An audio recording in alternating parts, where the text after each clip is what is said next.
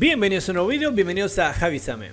Bueno, como tema de hoy vamos a aprender a eliminar las páginas en blanco en Microsoft Word 2016. Bueno, tengo preparado un documento para ejemplo en específico, el cual consta de 9 páginas. Pueden ver.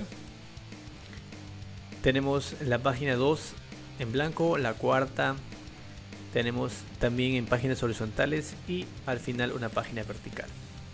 Ahora, lo primero que tenemos que hacer es activar la opción de mostrar todo. Al presionar en mostrar todo, se muestra los saltos de párrafos, el cual simplemente lo que tenemos que hacer es ubicarse. Por ejemplo, en este caso, en la segunda página, me ubico en el salto de página y presiono suprimir. Subió automáticamente, suprimo acá. Acá igualmente. En este caso, cuando son varios, bueno, digamos, esto sucede cuando presionas varios enter varias veces, sucede esto.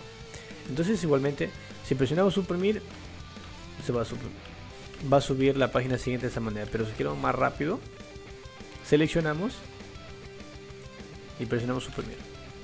Ahí está. Uno más. Ahí lo tenemos. Ahí lo tenemos. Ahora, por ejemplo, en este caso tenemos dos páginas horizontales y una en vertical. Si en este caso presionamos, bueno, seleccionamos y presionamos suprimir, no se elimina. Y si nos dirigimos a la parte derecha de la imagen, presionamos suprimir, ¿qué pasa? Que se convierten en verticales. Bueno, se elimina la página pero en verticales. Y de repente, imagínense que tenemos unas 50 páginas horizontales y al final una vertical. Se va a hacer todo verticales, es un problema. Entonces, para solucionar esto, vamos a eliminar de la mejor forma. Para poder eliminarlo, vamos a hacer lo siguiente. Seleccionamos la última página. Seleccionamos de esta manera, vamos a configuración, configurar página. Y nos dirigimos a horizontal. O sea, queremos que esta hoja en blanco que se haga horizontal.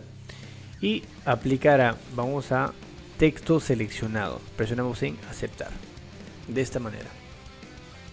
Ahora simplemente me dirijo a esta parte acá y presiono suprimir. Listo, hemos eliminado la página en vertical y nos queda de esta manera.